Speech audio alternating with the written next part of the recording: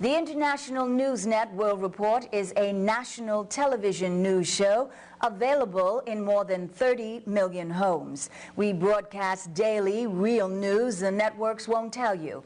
We are solely viewer-supported. That means you.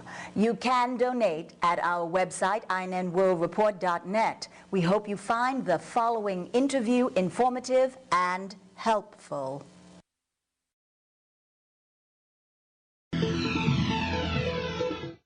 Dr. Robert Barnett is a research scholar in modern Tibetan studies and a member of Columbia's East Asian Institute. He has also worked as a journalist for the South China Morning Post, the BBC, The Observer, The Independent, and other news outlets. He joins us now by phone. Welcome, Dr. Barnett. Welcome to you. Recently, the Dalai Lama visited the United States. Many of us were surprised to see him positioning himself in photos with George Bush. We're wondering if he really is a man of peace at this point, but of course, we'll be talking about Tibet. Let's first look at a brief background on Tibet and the Chinese occupation of that country. Could you get our viewers on board with what's been going on there lately? Well, the issue, as everyone knows, is over whether Tibet is part of China or not. And it's actually a tricky question historically, because Tibet was a kind of protectorate under the Qing in the 19th century, which it doesn't mean it isn't independent, but it means that Chinese had quite a big influence there at that time. And they didn't really bother with that influence, the Chinese, until the British invaded in 1903. It was really a classic case of Western imperialism triggering off a whole century of disasters throughout Asia and the rest of the world, and that's what happened in Tibet. The Chinese decided in about 1910 to go in, claim Tibet as being an integral part of China, which it had never been that. It had always been a kind of outpost, a sort of colony, really, or something like that. Anyway, they managed to pull that off only in 1950, after the communists came to power, when they had a strong enough army to invade Tibet. They made a kind of peace deal, a treaty with the Dalai Lama, which lasted about 8 years until 1959. And then there was a popular movement in Tibet against, well, not against the Dalai Lama, but against his government, to try to throw the Chinese out. And the movement failed. The Dalai Lama fled with about 80,000 Tibetans to the safety of India, where those Tibetans and he still remain. And the Chinese went into overdrive about the same time to try and turn Tibet into a kind of socialist paradise, which meant gradually eliminating Tibetan culture and religion. Let's go just a moment into what does Tibet have that China wants? Are there natural resources there that are coming into play? There are huge natural resources. They've listed some 140 minerals which are there, some of them in very significant degrees, copper and gold and possibly uranium. They've never been able to get those out until the last couple of years.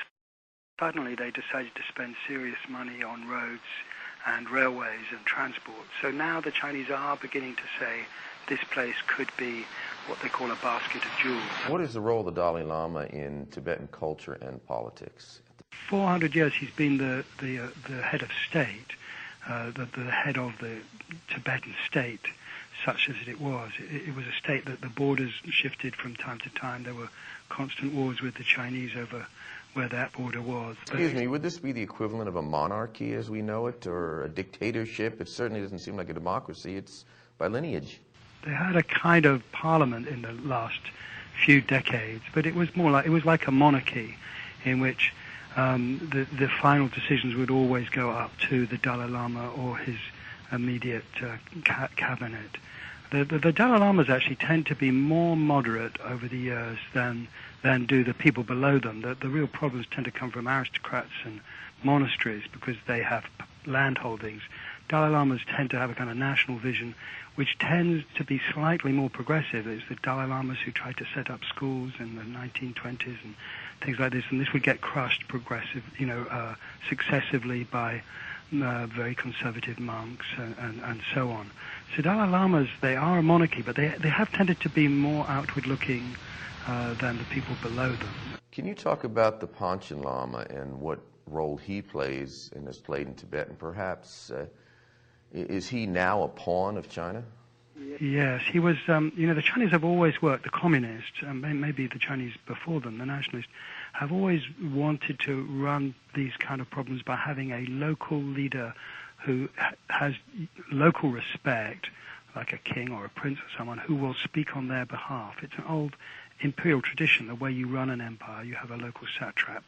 When they lost the Dalai Lama in 1959, they turned to the Panchen Lama and basically ordered him to be their mouthpiece in Tibet. And he did actually do that because he felt, it's quite clear now from some internal secret documents that came out about 10 years ago, that actually he was hugely unhappy about what the Chinese were doing. But he felt it was better in the long run to say that he supported them and to give them apparent full support while trying to bargain with them to introduce more moderate policies. So that Panchen Lama, he was the 10th, he worked for the Chinese and tried to improve policy, died in 1989, and then there's been this enormous conflict over who is his successor. Chinese have chosen one child, the Tibetans don't accept the child that's been chosen by China. The child chosen by the Dalai Lama has disappeared, never seen again. Hasn't been heard of, actually, since 1995. Now, recently, when the Dalai Lama was here, he was awarded the Congressional Gold Medal.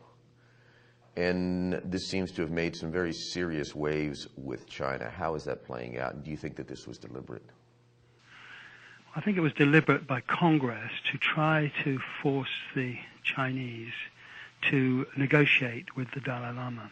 The Chinese didn't really negotiate they negotiated briefly in the early 80s. For a couple of months they began to talk with the exiles in 1993. Then they didn't do anything until actually Clinton put a lot of pressure on them in 97. And in 2002 they began very, very quiet backroom talks with some exile officials. And they've gone nowhere, those talks, and actually the situation in Tibet's got heavier.